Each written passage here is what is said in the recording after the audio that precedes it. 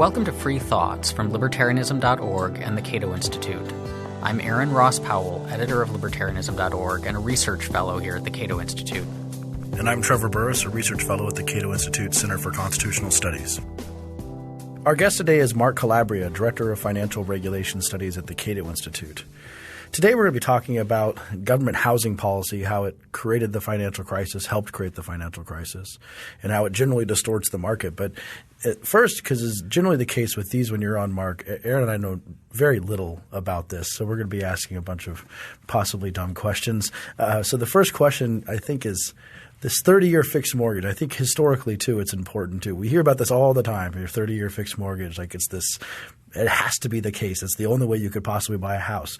Why is this such a huge part of the American marketplace? There really is an obsession with the 30-year fixture. And let's actually back out, I guess, even on a smaller level. The reason it's 30 years is because that's obviously the amount of time that the mortgage is outstanding. A fixed rate obviously means that the rate does not vary over the term of the mortgage as opposed to adjustable rate mortgages. Worth keeping in mind, most of the rest of the world uses adjustable rate mortgages far heavier. There are some distinguishing differences. I mean, you can get a 20, 25-year fixed in Germany at a rate that parallels what you can get a 30-year fixed in America today. And so some of the thinking, of course, is that, well, you have certainty in your payments. I'll set aside that the typical life of a 30-year mortgage, and of course I'm giving you a median. So, of course, there are some people who stay in that house for 30 years. The median is closer to 7 or 8 years in terms of how long someone stays in a house. One of the policy rationales, and it's really important to keep in mind, the seeds of the 30-year mortgage came out of the creation of the Federal Housing Administration, FHA, in the 30s, which started out with a 20-year mortgage when it was created in the 30s, which is really revolutionary. Both in good and bad way. And so up until the Great Depression, the typical mortgage was 5 or 10 years. Sometimes a balloon payment, which meant that you would pay interest for a number of years and then all of a sudden you'd have a very big payment at the end. It's certainly important to keep in mind they were almost always refinanced. They usually were rolled over. One way to think about it for those who follow commercial real estate is the typical residential mortgage pre the Great Depression looked like the typical office loan today. Obviously, it's a lot smaller, but a lot of the features that are common in the office market were common in the residential market. Such as what?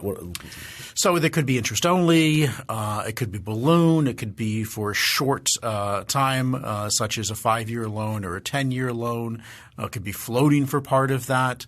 And, of course, some of the features we've saw during the crisis and pre-crisis, I should certainly say a lot of the things that we saw in the crisis were actually developed in the 70s and 80s to react to the very high rates of inflation we had. So the fixed rate mortgage worked wonderful up until the 70s and 80s when interest rates went up and all the savings and loan industry had these fixed rate mortgages on their books.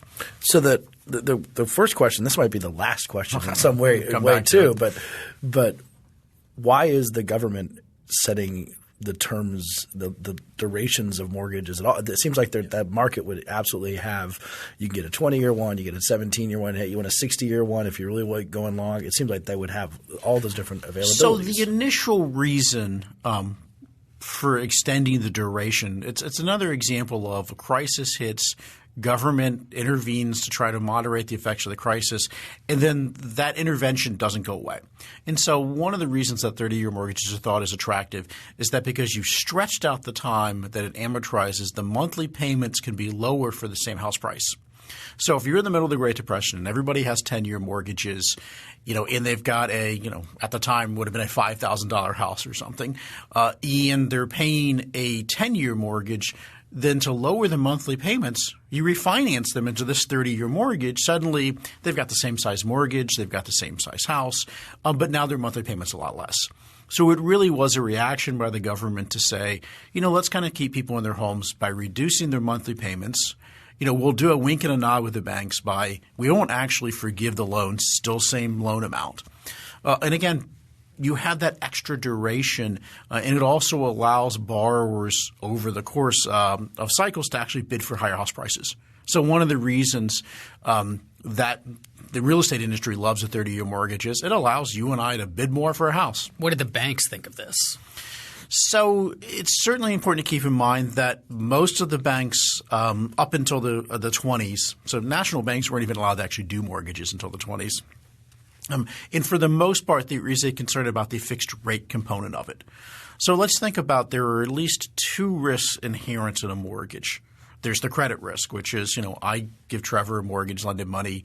He's a deadbeat, doesn't pay me back. That risk is to you as the lender. That risk is to me as a lender.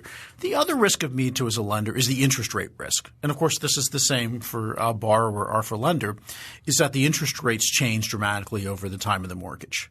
Why would that occur? So it could incur for inflationary reasons. It could incur for business cycle reasons. So, for instance, setting aside the actions of a central bank, which tend to reinforce this. In recessions, interest rates tend to fall because investment demand tends to fall. In expansions, interest rates tend to go up because investment demand tends to expand. And so if you have a adjustable rate mortgage, the flip side would be in a recession, your mortgage payment should fall, which should be a consumption boost right when you want it. And, of course, during an expansion, it would moderate your consumption. So adjustable rate mortgages actually are pretty good at moderating the business cycle. It's fair to say that what we have today commonly in America is kind of a one-way adjustable. So you might see this in commercial mortgages. You see this in the subprime market as prepayment penalties. But in the prime market, it's commonly understood that borrowers will refinance pretty heavily into a lower rate when rates fall. So we have it actually the fixed rate is kind of a misnomer. It is a adjustable one-way down in some ways as long as you're not underwater and can actually qualify for a new mortgage. Well, let's take a step back so we can get the big picture here. The obviously the interest rate is it's a price like anything else. Absolutely. It goes up and down based on whether or not there's a lot of mostly demand for lending and whether or not there's a lot of supply of money to lend out. Is that pretty much what creates so there's demand and supply for loanable funds. And of course there is, inherently in all of that are discounted value of time. So it's important to keep in mind that most of what the federal government has done, whether it's FHA, whether it's Fannie or Freddie, whether it's Rural Housing Service, there are a number of mortgage programs, actually just guarantee the credit risk. So this is one of the confusing elements of the debates you hear about Fannie and Freddie and the 30-year mortgage, which is what's interesting about a 30-year mortgage is the interest rate risk. But Fannie and Freddie don't actually cover that. They just cover the credit risk, which is the fact that somebody will repay. We need to definitely clarify this. So the interest rate risk is the risk that the interest rate will go the normal interest rate will go below what you're paying. Or above. Or above. So therefore your fixed rate is no longer going to be accounting for the interest rate. But the credit risk is the risk that the person just doesn't repay. Doesn't pay at all. Or what about burns down the house? Is that also a credit risk? That's a credit risk as well, the underlying collateral risk. So let's keep a quick example would be what did in the savings and loan industry was savings and loans entered the 70s and 80s with with 30-year mortgages on their books. And so if you've got a 5% mortgage on your books, but all of a sudden the cost of your funds becomes 10%, you're losing money real quick. And so because deposits, which are mostly how savings and loans and banks are funded, even on Wall Street they might tend to be more shorter type funding. Since your shorter term funding goes up and down pretty quickly, banks would ultimately prefer to have the cost of mortgages match the cost of their funds, and that way it reduces that risk. Now we've made a broad public policy decision to say that homeowners, should basically not really be able to get to choose. They do get to choose, but we should put our thumb heavily in the scale in the way of having financial institutions bear that interest rate risk rather than households. Let me ask what may be a very dumb question about the variability in the variable rate and where that comes from and how that's influenced by things outside of the relationship between, say, me, the borrower, and you, the specific lender. So interest rates are often they come from at a very basic level. Like if I want to borrow $100 from you, I have to pay you I have to pay you because you now don't have that $100. Exactly. And so I'm giving you some percent over time to compensate you for not having the $100 until presumably when I get to the end of the payoff period. So some of that would be you're paying me to defer my consumption. Right. Now, so that's kind of the time value element of it. So you can think about one of this is the time value element of it. Because I don't see how the variability that's something we agree upon when we enter into it, and so the outside conditions I don't see how those might impact that level of. So built into the time value of money would be, the value of money going forward, so the inflation rate. So, for instance, one of the reasons that and you've seen this, a number of empirical studies have looked at this. The reason, for instance, that America has a higher share of fixed-rate mortgages than, say, Italy is because we have actually, despite I'll be the first one to pick on the Federal Reserve, but I'd also be willing to say that the record of the Federal Reserve post-World War II has been better than the record of the Bank of Italy pre-Euro. And so countries with very high rates of inflation and very variable, unpredictable rates of inflation just don't have long-term financing. And so part of it is, again, you borrow from me, you're paying me to defer my consumption, but I need to make sure that my consumption in the future when you pay me back is protected against inflation. Okay. Yeah, if you were in Weimar Germany, it would be very hard to be like, I'll lend you $1 billion Deutschmarks now, but next week it's going to be worth nothing. So I would emphasize, the biggest driver of whether a country uses predominantly fixed financing for its mortgage market is really its monetary policy and history of such. And the inflation rate. And that drives more than anything. But what about – see, the other part of this story, though, which I think is the really interesting part of the story, is that there's a political side to this. Oh, yeah. There's a thing about houses in America, which is, not the same in Europe. People want to own houses in Europe, but it's not this constituent element. It's not baked into the American dream. Exactly. Your white picket fence and your Donna Reed show. If it's all of our listeners big fans of Donna Reed. It's a very good question of why is there obsession about it in the U.S. Certainly I should start – would say among developed countries, we're only 17th or 18th in terms of homeownership rate. So let's keep in mind, places like Canada, Switzerland have higher homeownership rates. It does seem to be that countries that have more of an attachment to private property rights tend to have higher rates of homeownership. And you do tend to see that. Now, of course, it's also a function of the affordability relative to incomes, the ability to own land and property in general. But there is something uniquely American about obsessing about homeownership in a way that you generally just don't see around the rest of the world. Do we know – so we can compare actual homeownership rates, but can we compare expected homeownership rates? Like, are Americans more likely to think that at some point in my life I'm going to own a home than people in other countries are? So they are, and there have been studies. So, for instance, it might be a shocker. Someone who's 25 is much less likely to own a home than someone who's 35. Somebody who lives in a rural community is much more likely to own a home than someone who lives in an urban area. So a number of studies have looked at this and said, let's hold demographics constant statistically across countries and see if there's a big difference. And you certainly see most of the difference between the U.S. and other countries goes away, but some of it still remains. So there's still yes, the biggest differences are we're a wealthy country in which we have an older population. Countries that also have older populations tend to have high homeownership rates. But again, I would emphasize there is an unexplained residual in those regressions that certainly suggests that there's an attachment in America to homeownership that's not at the same level. Right. Well, that's what I was asking about, I guess, is not expected in the sense of like will people actually at some point in the future, but in the way like you'll see those polls of like high school kids where you'll ask them how much do you think you'll be making when you're 40, and they enormously overestimate how much they think they're going to make, and so that's what I'm getting at. It's like Americans there are a lot of Americans who think like I'm going to own a home someday and then never will. And is that number, whereas you might say ask Canadians, do you think you're going to own a home someday, and they might be more realistic about it? That's a good question, and I haven't seen surveys that actually ask those questions. I will say there are a number of surveys that ask people in America what they think house price appreciation is going to be. And so on average, people tend to way overestimate how much they're actually going to see in appreciation. And, of course, there's confusion between real and nominal values in that as well. I think for the most part, if you consider that we've got a homeownership rate just over 64%, there have been certainly a number of studies that have tried to estimate the homeownership rate. And it is quickly accountable for a number of factors that make sense, like age, household structure. It doesn't tend to be – I don't think there's an exaggeration that a lot of people think they're going to be homeowners and not. It's a question of when. I'll also say, because I know we're going to get to the conversation sort of about the financial crisis and the politics of it, one of the things I think we have not unique but different here is so much of our mortgage finance policy is influenced by racial politics.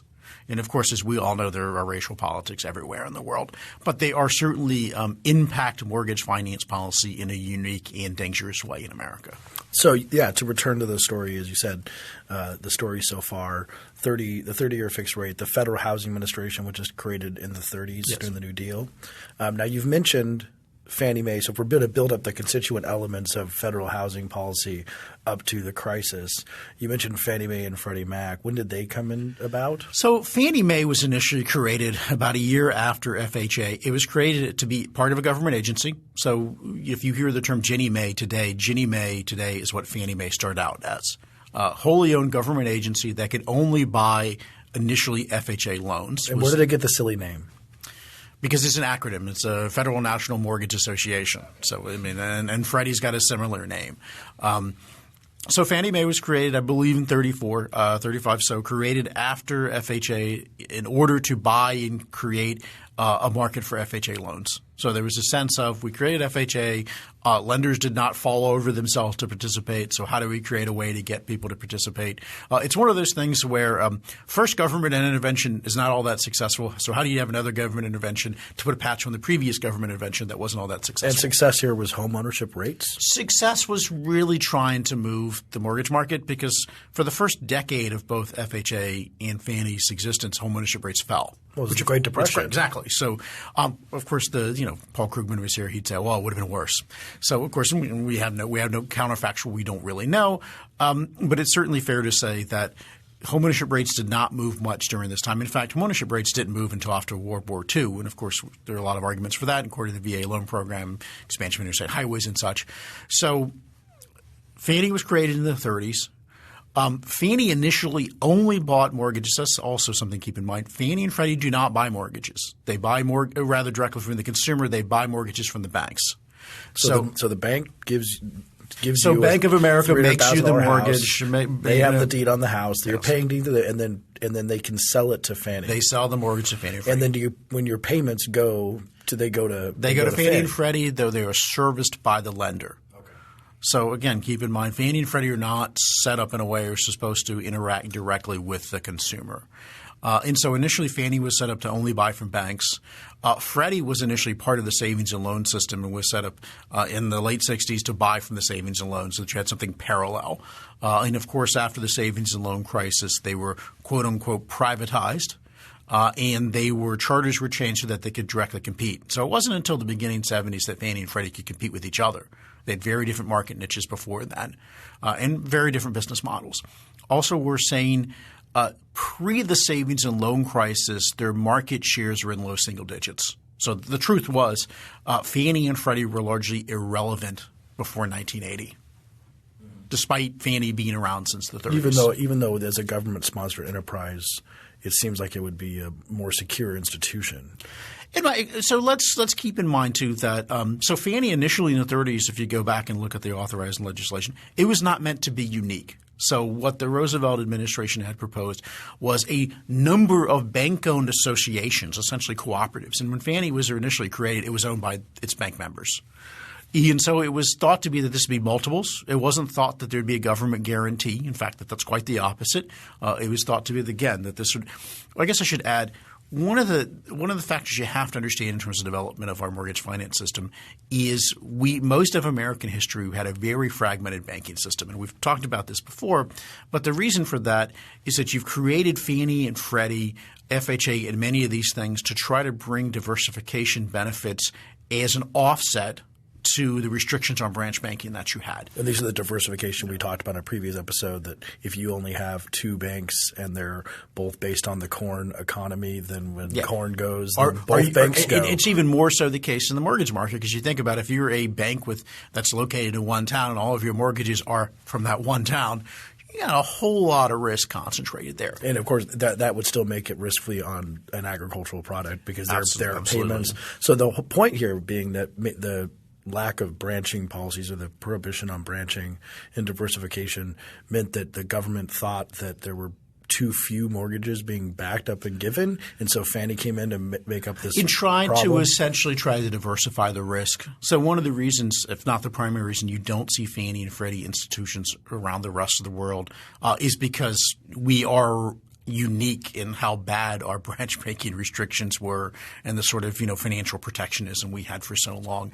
And so you didn't need that. Again, Fannie and Freddie were interventions created to offset the ill effects of previous interventions that were largely created at the state level. Interesting. So all of this was all these kind of wheels within wheels were set up in order to goose home ownership. We decide like home ownership is a good thing. We want to improve these numbers. Construction jobs is a big part of it too.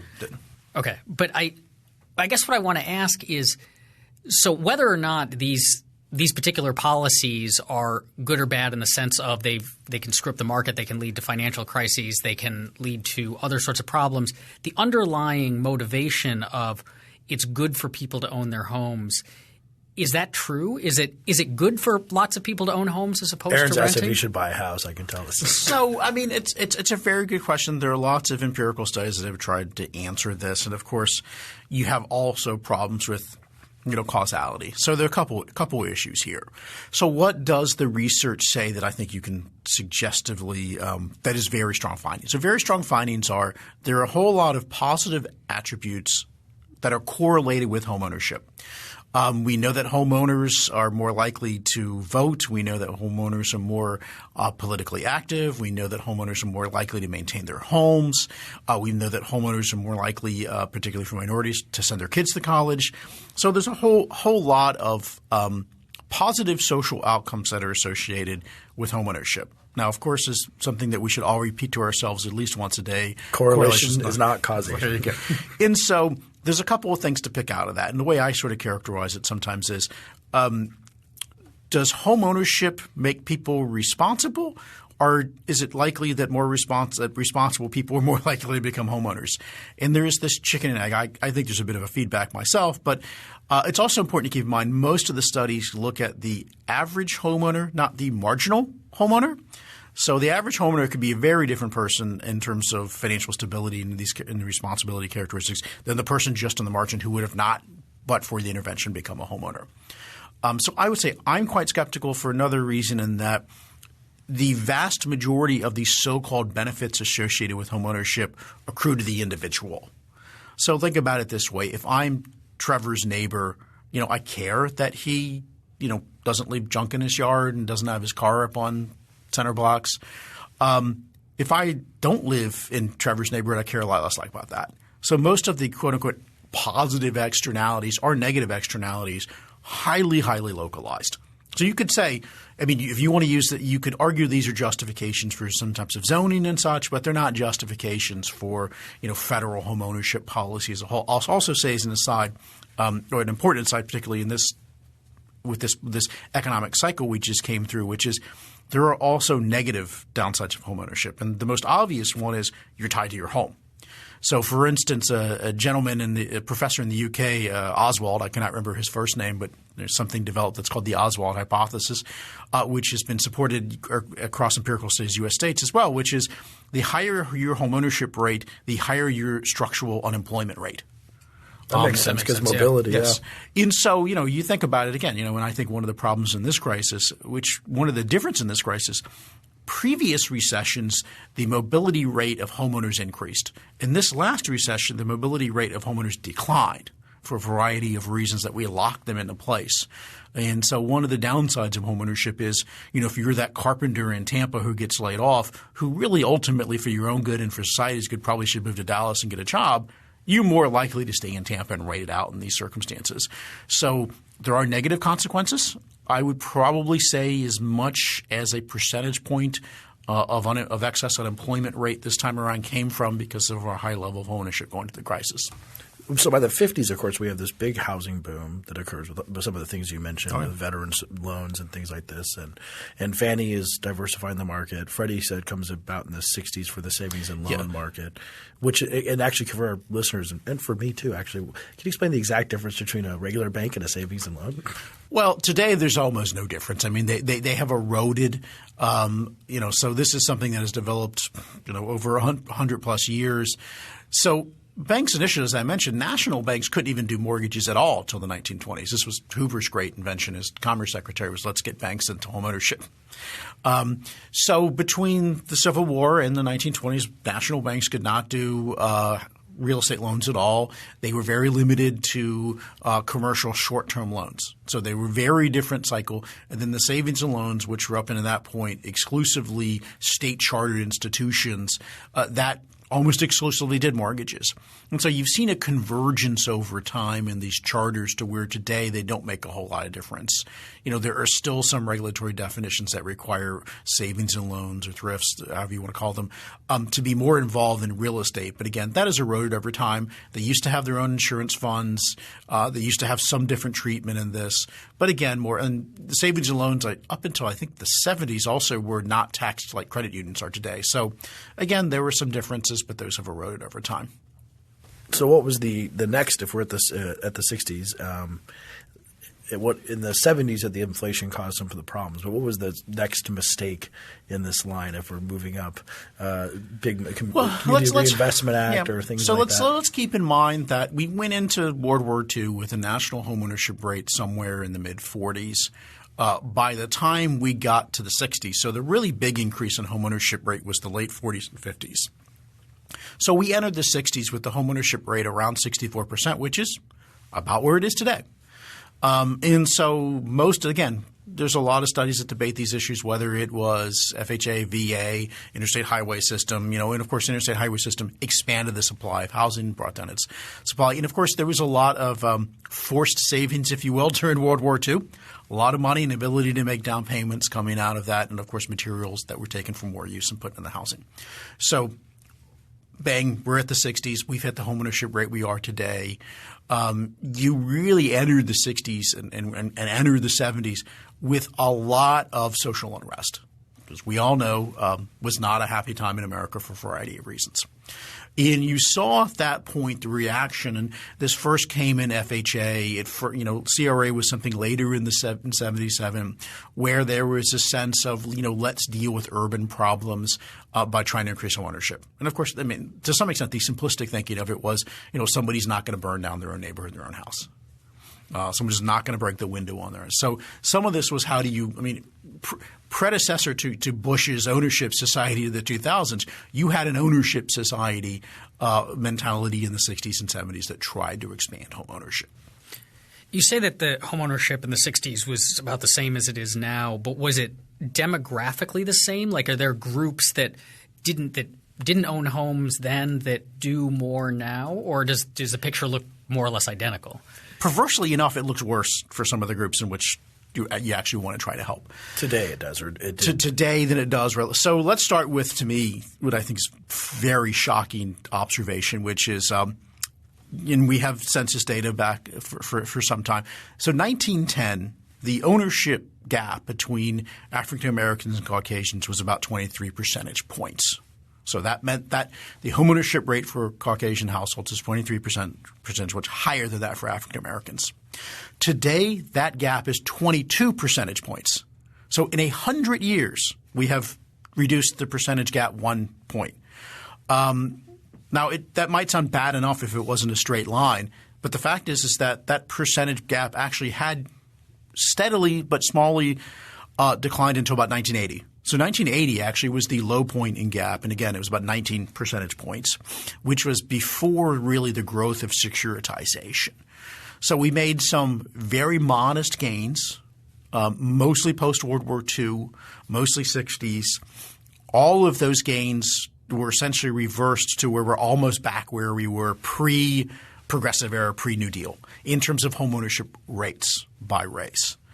Of course, I should say as an aside, and there's a lot of debate how much of this is driven by racism. And of course, for a very long time, very extensive ugly racism in our residential housing market. There's no debate about that. Very well documented.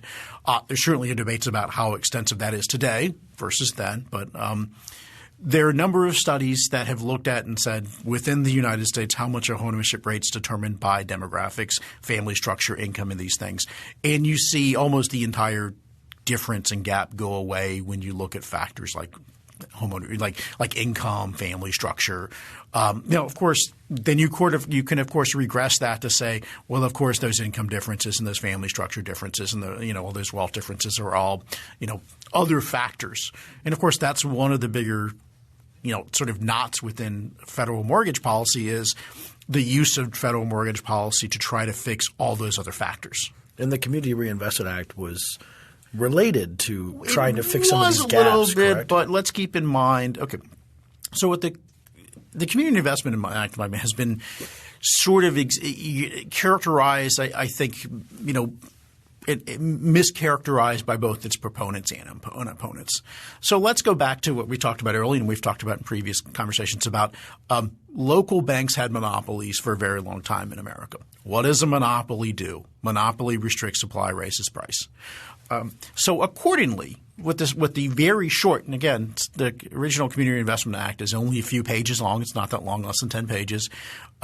What it essentially says is – you shall make credit available in your community. So there was a real concern that banks were essentially gathering deposits in their communities, funneling them off to higher valued uses elsewhere, or that because they were engaged in local monopolies that they were restricting credit. So in a sense, I look at the initial CRA as an attempt, again, to offset previous government interventions that restricted entry and created local monopolies. So it essentially it was an initial attempt to try to nudge the monopolist to increase production a little bit, and in this case that's loans. It did not become a sort of quota system until the Clinton era in 1995. So the initial CRA was very process-driven, didn't really have much teeth at the beginning either because it only mattered when you were trying to merge. And so it's not only the 1995 regulatory changes. It's also the 1994 Regal-Neal Act, which removed restrictions on branch banking, which set off the merger wave. So this is also as an aside in the banking context. The big growth and consolidation of banking was not the repeal of Glass-Steagall because by 99 it was really between 94 and 99 that the big growth and consolidation happened. So you had and you also had a number of other things. The Home Mortgage Disclosure Act was passed in the 70s. Fair Credit Acts were passed in the 70s. So you really had this sense of trying to open up access to credit markets. And again, I don't think there's any debate. Evidence and anecdotal evidence as well as empirical academic evidence. Our housing markets, certainly up until the 70s and early 80s, were certainly characterized by discriminatory behavior. When do we get the legendary subprime mortgage? What is the subprime mortgage? Okay, that's a good question because people throw the term around a lot. So subprime can either mean the borrower or the loan. Now, in the borrower, the usual cutoff is – so I guess I should say we all have – most of us have credit scores. The leading credit score provider is Fair Isaac, which produces the FICO score. There are other credit score providers out there. But the usual cutoff in the housing market or in credit market anyhow, I guess I should say FICO was initially developed for credit card lending but is used widely in mortgage lending. Is anything under a 660 or a 620 tends to be the cutoff for subprime. Let me emphasize this data is incredibly strongly predictive. Somebody with a 620 FICO or a 580 FICO, and I believe the bottom is maybe 350, gives them 350 about around 800. So somebody in the 600s, in the 500s has a very high probability of not paying you back. And again, that's just a fact. Now, there are debates about how much we could extend this. Now, the other type of subprime is often considered the product. So a lot of products that were risk layered, so you could think about pick a payment or option arm that would negative parameterize, which would mean you actually increase the length of your principal. So a number of loans were thought of as high risk regardless of if they were given to high credit borrowers. And for the most part, these high risk loan characteristics were almost exclusively given solely to people with high credit scores. So you do see this breakdown. What kind of risks would be there that aren't a factor of the borrower's credit score? So, for instance, a negative amortization loan where you build principal, or an interest-only loan. So if you have a situation where the house becomes increasingly underwater, like, for instance, one of the empirical findings, and this should not be surprising when you think about it, higher credit, higher income borrowers are more likely to walk away if the mortgage is underwater. they're more ruthless is the way the literature puts it. And again, it's they have a better sense of what their financial situation is. They understand that in most places like California, a mortgage is non-recourse, which means a lender can only go after you for the house. And so you actually see this more ruthless behavior, if you will, on the higher end income. And so that's an offset. And so you often will see a bigger requirement to have more equity in those markets. But again, the point is that by and large, subprime talks about first the borrower credit history, second some characteristics of the loan that might actually be a higher risk. Like for instance, during the bubble, and you're starting to see this come back, you might have seen loans with over 100% loan to value, like 110, even 120% loan to value loans. Explain exactly what that means.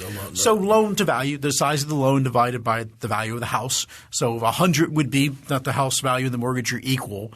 That's already high risk given that you're going to have to pay 5 or 6% to get out of the house if you need to sell it in transaction costs. And so when you start to get above 90% and 95% and certainly above 100%, the risk of the loan starts to skyrocket, even for good credit borrowers. And of course, that's because it's looked at as you're out of the money. It's a risk. Stick it to the lender and walk away.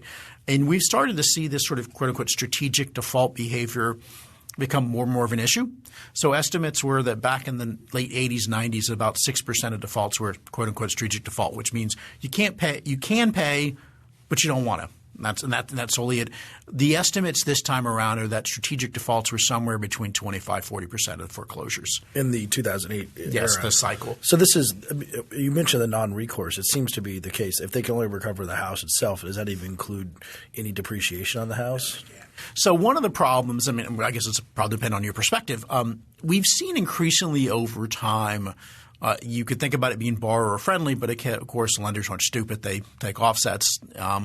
Where it's increasingly easy to get out of paying a mortgage. So, for instance, at the height of the crisis, the median time to foreclosure in Chicago was something like 1,000 days. So you could literally be in your house and make no payments. Make no payments for over 3 years before they got you out. That seems to raise the price. This is something my dad complains about. The free rent and of course the ton of empirical studies that find that this shockingly increases foreclosure rates. Yeah, my dad does housing banking stuff, and this is a thing that there are actually organizations that will tell you online. Oh yeah, how to stay the longest though too. It'd be like send this letter in and then don't sign it or send it late forget, or keep all stuff. During the New Deal, I mean, so we set up something Roosevelt set up something called the Homeowners Loan Corporation, which worked with FHA. FHA loans are actually by law recourse, but government doesn't exercise that. During the 30s, they were aggressive. If you got a mortgage refinanced by the federal government under the Roosevelt administration and you didn't pay it, they came out. They garnished your wages. They made you move. They were quite aggressive. And of course, there is this moral hazard aspect. Now, of course, I'll say I don't think that should make us forget that the number one reason why somebody doesn't pay their mortgage is because they've lost their job. It's almost predominantly labor market driven. Mm-hmm. And the subprime stuff, did it just spring into existence in the 90s or something? Did they describing exist these in as the 70s? Basically, these sound like these are idiotic risky, bad loans. Yeah. So why all of a sudden did this happen? There's a couple of different issues going on. I mean, and also this most recent was not the first boom and bust in the subprime mortgage market. We had a boom and bust in the 90s. But during the 90s, most subprime mortgage lending was done by state chartered finance companies. So there were no insured deposits, no Fannie and Freddie.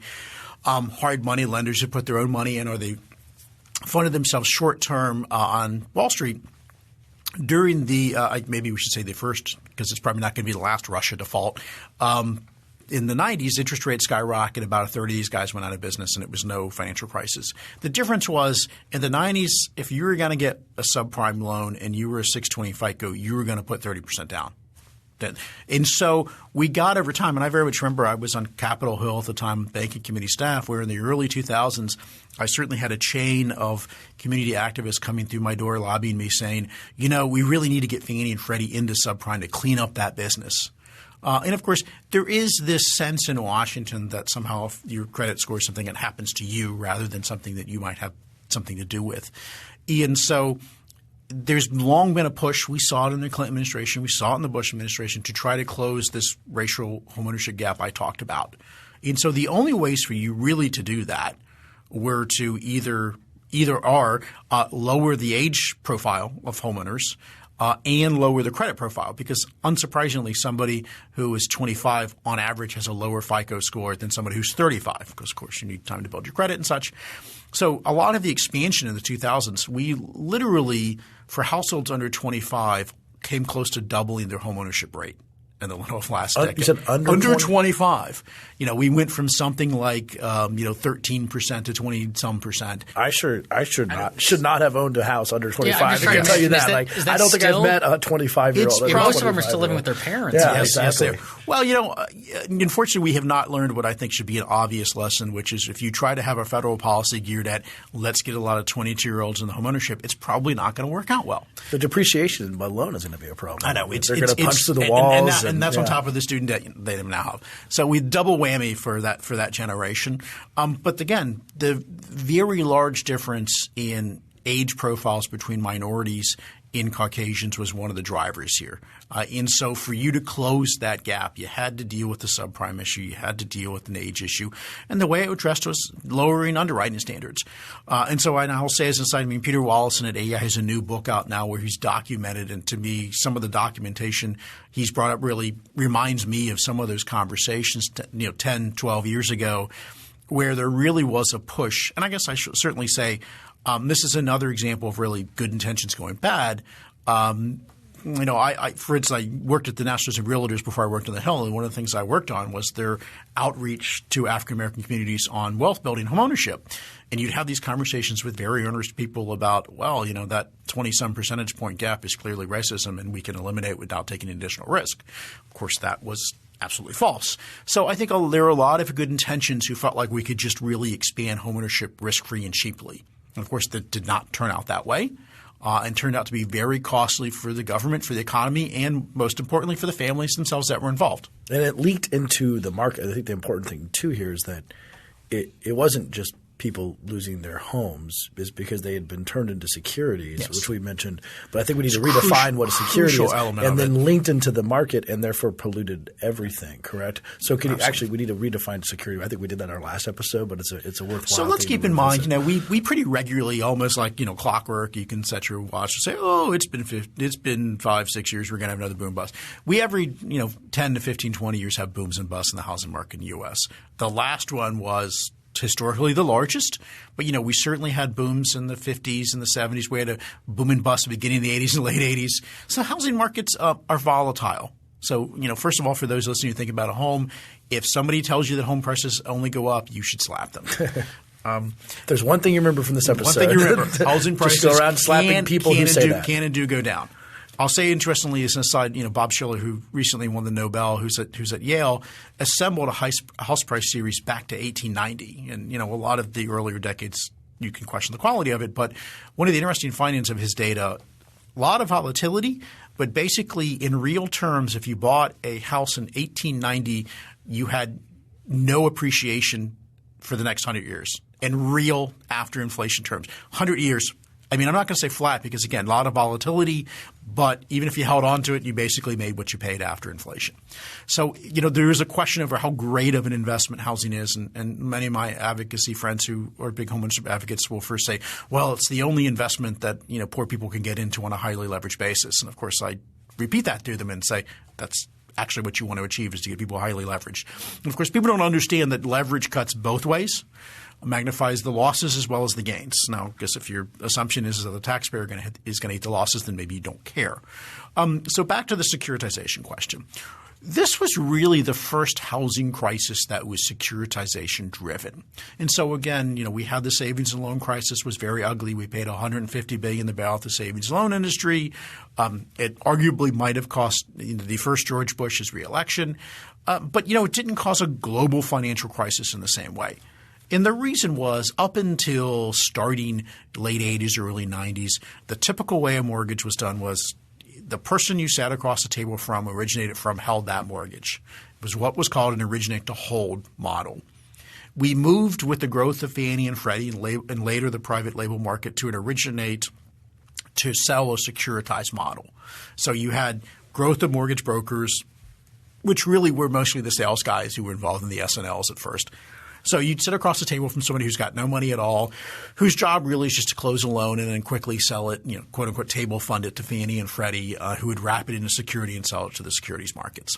And so the attempt really was to sort of connect. And the security is now just a tradable package of mortgages. Yeah, absolutely. So the idea is just to aggregate the risks. Exactly. So some of them might be good, some of them might be bad. That was exactly the thinking. So you would diversify the risk by putting the mortgages. The thinking was that a pool of 100 or 1,000 mortgages was going to be safer than any one of the individual mortgages. It was also thought to be more liquid. Mortgages traditionally have not been a very liquid asset, meaning you couldn't as a lender sell them very quickly without taking much of a loss. So the thinking was if you put them in a mortgage-backed security, you have a liquid security that the market understands so that if you need to raise money, you can do that pretty quickly.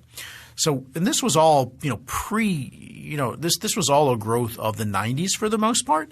Again, pre-savings and loan crisis the securitized mortgage market was really just a rounding error, again, up until almost 1990. And so you saw the growth of the securitization market.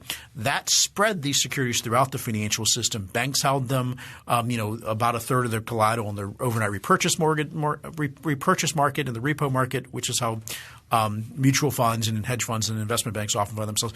A third of that collateral was Fannie and Freddie securities.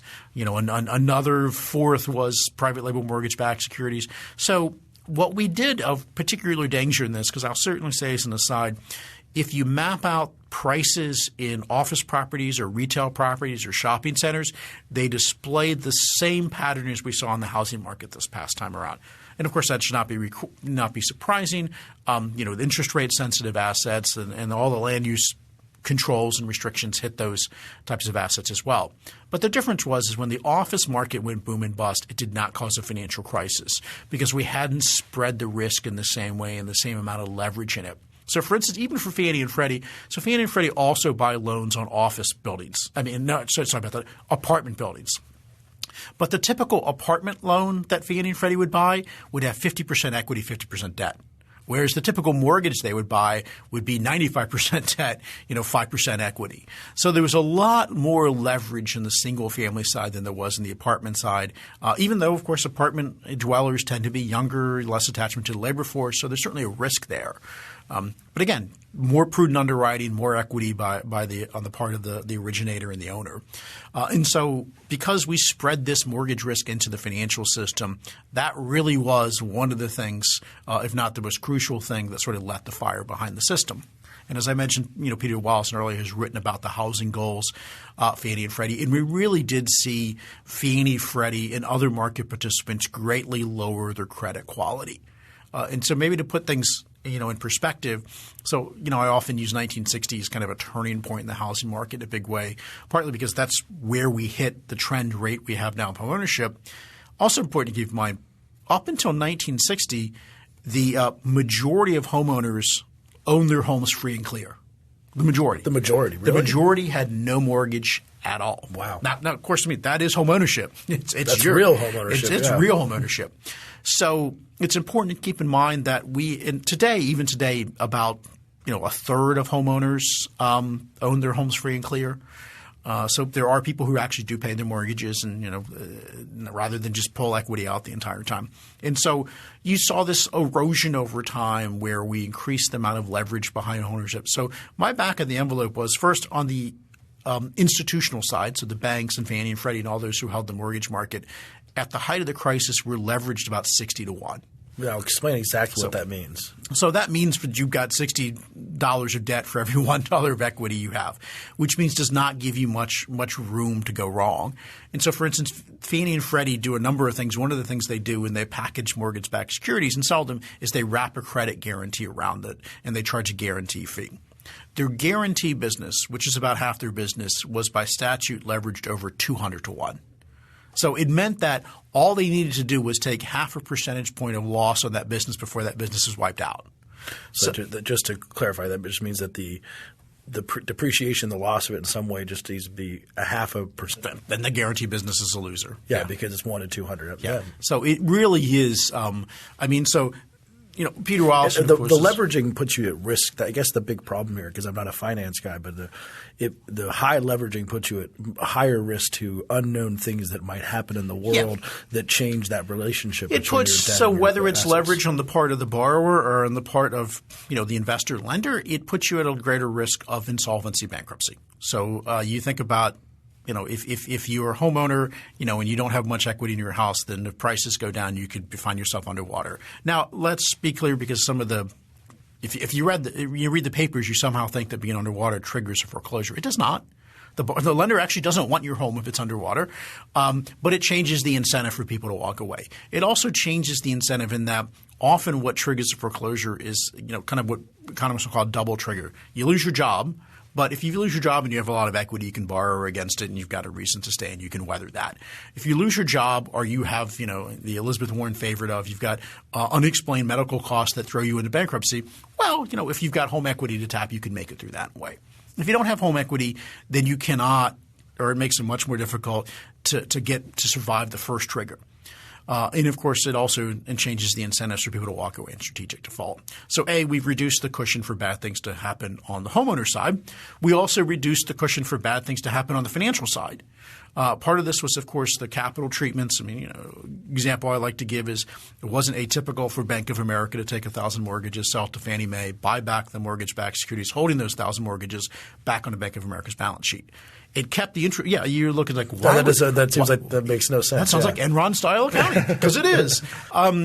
So what it was really done was because it was capital arbitrage. So if Bank of America did that and bought back the very same mortgages but wrapped as mortgage-backed security, it could cut the level of capital it held in half. Which also means the flip side is we've doubled the leverage in the system. We've doubled the vulnerability of the system. So we've had a lot of rules gamed into the mortgage system that greatly increased leverage in the system. And because housing is often relatively fixed in supply, even at the top of the bubble, 2006, we were building about 2 million units. Keep in mind, we've got about 120 million units.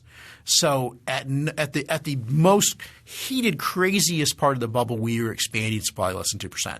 This seems to be directly tied to government policy. Yeah, let me see how this. So we've got this whole story now that I'm understanding it. We attempted to increase home ownership, and as a result of all these policy interventions and institutions we set up, we have increased the number of people who have poor credit, who are risky, who have mortgages. We have increased the amount that those people are leveraged, or that people in general are leveraged, which means that the lenders are more leveraged. We've then taken these things, bundled them up, sold them all over the place, which has spread all of this throughout the system. But then how do we get from that to the financial crisis? Sure. And so the way to think about it is a lot of what we've done on the mortgage side for the homeowner is trying to ultimately increase the demand for housing. And so you could think about it like, for instance, the down payment's a good suggestion. If the down payment is 5% and you've got $5,000, then you get a $100,000 house. If the down payment is 2.5%, then suddenly you can buy a $200,000 house. And so you allow people to bid at a higher rate. And, of course, if you buy down the interest rate, so Fannie and Freddie were widely believed to lower interest rates somewhere between 7 and 20 basis points. Is that because of because the perception that they were government-backed and they could borrow at near Treasury rates. And so some amount of this – and there's a large debate about how much, but to set aside the qualitatively rates were lowered by a small amount by Fannie and Freddie. And so not enough to increase homeownership rates. You really have to get rate reductions of near 2 percentage points, which are 200 basis points, to see any real movement in homeownership rates. So largely what was done was the rates were lowered slightly, and that allowed people within the same monthly payment to bid more for the house price. So these often, quote-unquote, interventions in the housing market just allowed borrowers to bid more for the house without actually changing the homeownership rate, although the homeownership rate did increase during the bubble. So we got people in. We got them in via more debt. Let's also keep in mind during this time, for a variety of reasons which are outside of the scope of this conversation, you saw fairly stagnant income growth during that time. So the housing bubble was not driven by you and I and everybody else making a whole lot more money in real terms. It was driven by credit. And so that pushed up house prices. And because in many places housing supply is inelastic, you just pushed up prices without actually increasing construction much. And then because those mortgages were packaged into mortgage-backed securities spread throughout the system, they all seemed like very low risk. Everybody was making a lot of money, and increasing housing prices can cover up, a lot of problems. I guess it's Warren Buffett's one of his favorite saying is that you don't know who's swimming naked until the tide comes in. And that's the same thing. You don't really know who's highly leveraged and who's risky until prices turn. But at some point, you ultimately hit how many people you could have. So there's something in finance that's occasionally called the greater fool theory. In the thinking is that a lot of people will essentially buy an asset on the belief that somebody else will be there to buy it from them at a higher price. And of course, that can't go. That can't go on forever. It's like musical chairs. Eventually, there's not enough chairs. Eventually, you are the greatest fool, and there's nobody else left to take that off your table. And so that's what we did. We eventually hit that wall in about 2006, where we had gotten everybody who wanted to be a homeowner who was still breathing in. And then the demand slowed down, and then you started to see construction slow down. You started to see construction jobs lost. And so it's also important to keep in mind there's a couple of different factors here. And so one of the things that always bears reminding is we were in a recession for a year at a minimum before the financial crisis hit. We'd already lost 2 million jobs before September 2008. A lot of those were construction jobs. And so there is a degree to which the economy drives finance as well as finance driving the economy. And so what there really was, I think, in starting actually in August of 2007, but more so in the fall of 2008, are really a wake up to, wow, we thought all these housing investments were really safe because they'd been paying off really well for a number of years. And let's keep in mind, we had the housing market had hit bottom in 1994 and kept going, to 2006. So a 12-year stretch is almost unheard of. And of course, part of it was the Federal Reserve just flooding liquidity into the system after the dot-com bubble and after 9/11. But so you saw this spreading of risk where market participants suddenly looked at this and said, wow, the buyers aren't coming. I'm the greater fool. And so that's also why a lot of Wall Street banks got stuck with holding a lot of mortgages and mortgage-backed securities because, again, they thought they could continue to churn them out. And so some of this, again, was a repricing of risk in the mortgage market. I actually think some of the interventions that sparked this was in 2006 something called the ABX index was created, which is an index based on the value of subprime mortgage-backed securities.